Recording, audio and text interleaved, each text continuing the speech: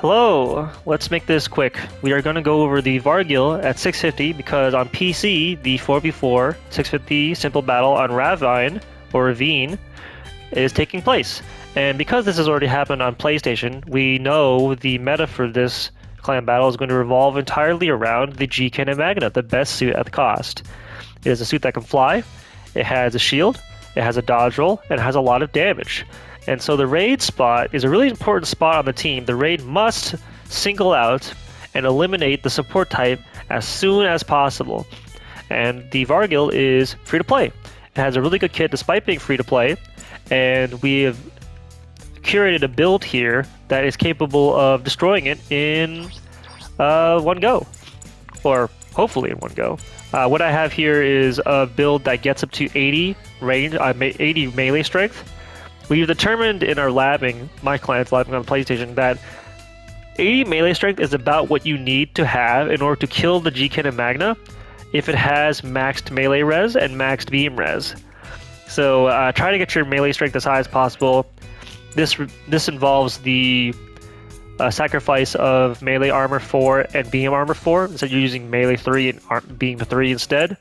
Some thruster to ensure you're still going strong, and a little bit of health, I guess, is all we could fit in for this build. If you don't have the Special Enhancer Type A, I would recommend slapping on the Enhanced Melee Program 5. I think this is not the same. Yeah, this is the exact same, actually. Like the exact same stats, or at least melee stat. 81, 68. 68 plus 13 is... Yeah, that's the same amount, but this one gives you a little HP, so I'm using it. The Varguil has a really loaded kit now.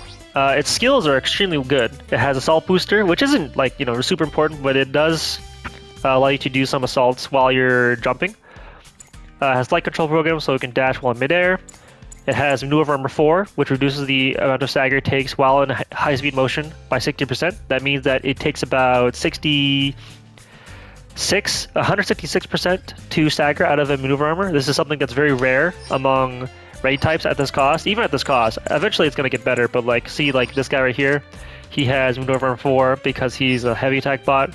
But then there's other suits like Quiblade Mark II, which only has maneuver armor 3. This is made up for damage control 1, but maneuver armor 3 is basically standard for this cost. This Yakushiki has it.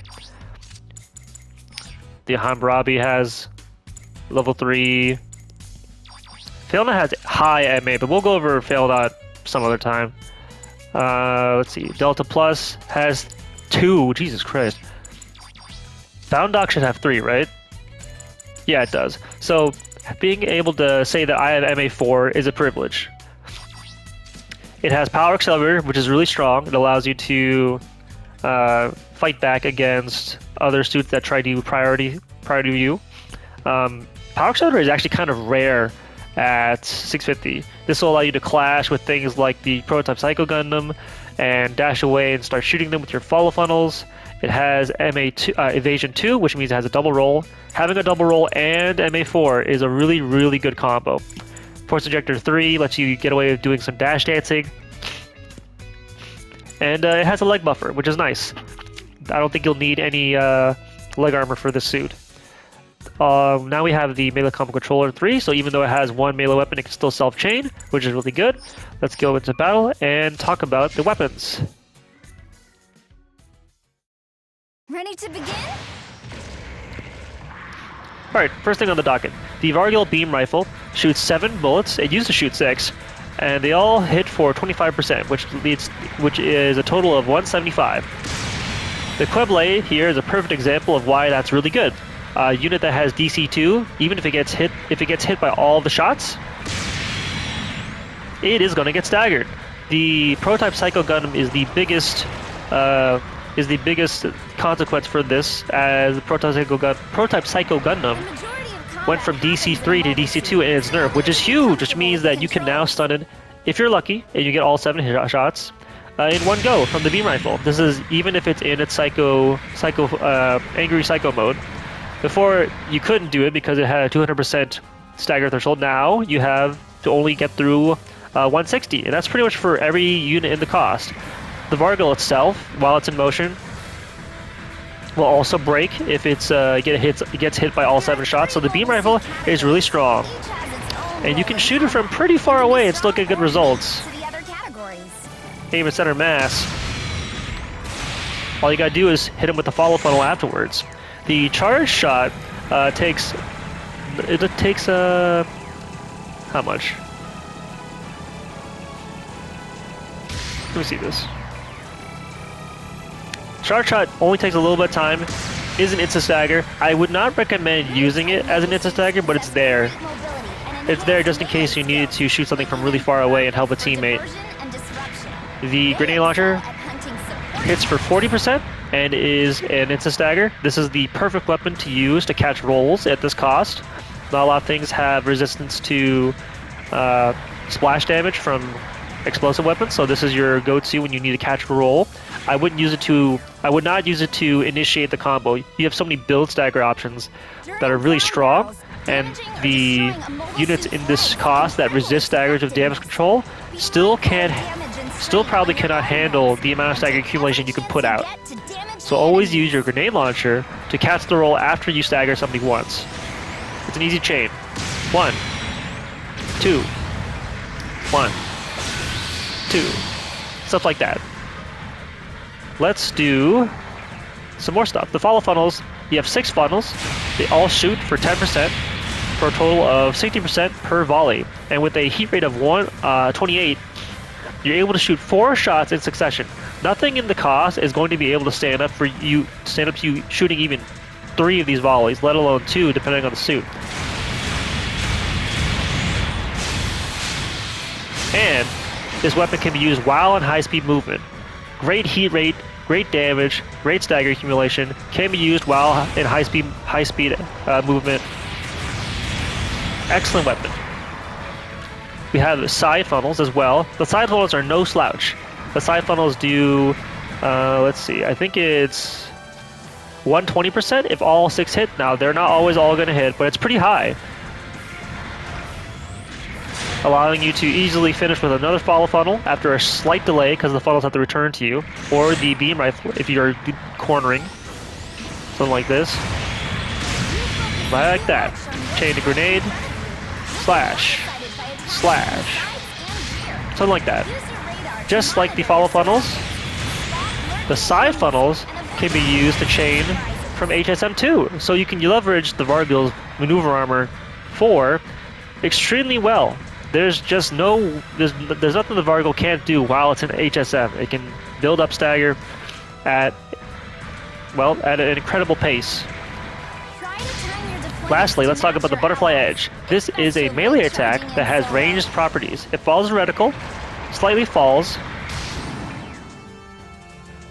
If you let gravity do it, but your reticle will fight the gravity, and it follows your reticle. Just like with grenades, the Butterfly Edge can be shot. You can tap the button to shoot the Butterfly Edge, and then immediately go into boosting. And it's a stagger.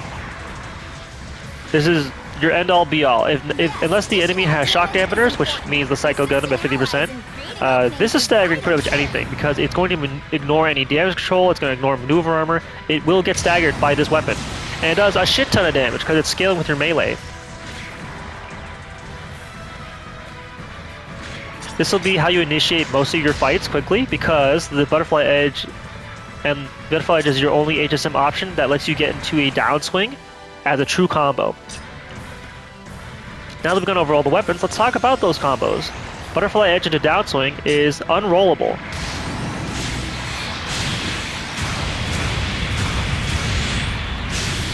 That's the best combo we've got. That's the combo we've labbed out in order to kill the G-Cannon Magna. Butterfly Edge into downswing so they can't roll out. 4 follow funnels to do a ton of damage afterwards, and then another downswing.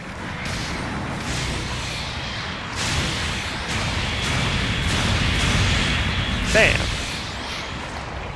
And then if they are still alive after that, just do a little side funnel, let them squirm, and then hit them with the side funnel afterwards, and they should be dead.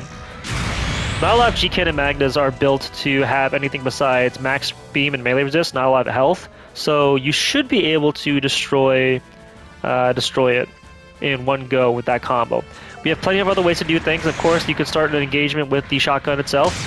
This is good if you're if you're around a corner and the enemy can't see you, or you're trying to help a friend and they're not aiming at you.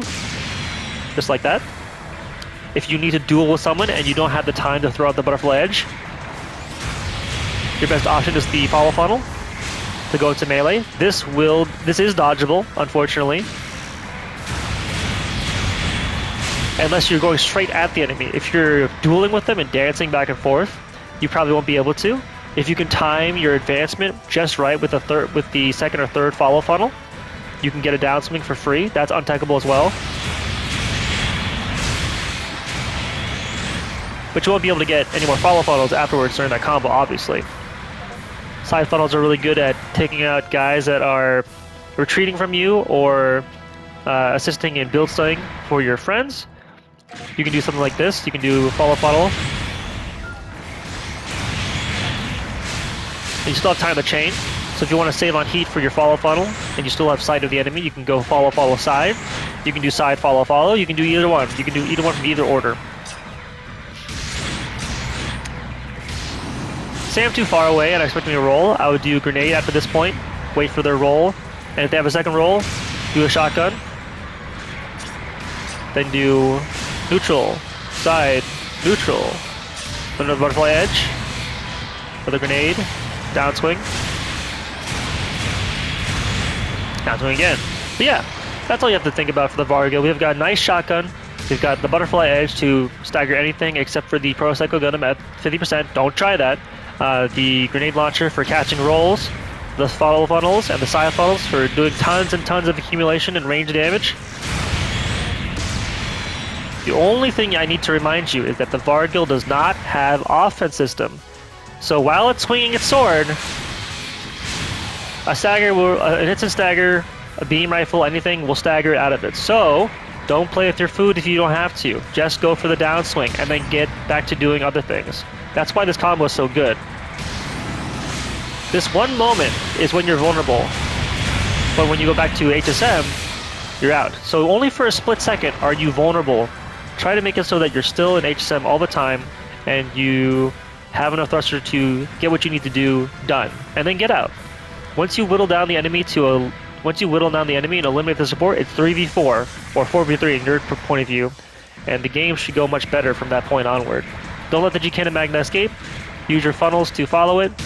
If it's on the ground, butterfly edge is perfect. If it's in the air, try side funnels into follow funnels. And good luck to you, Raid player.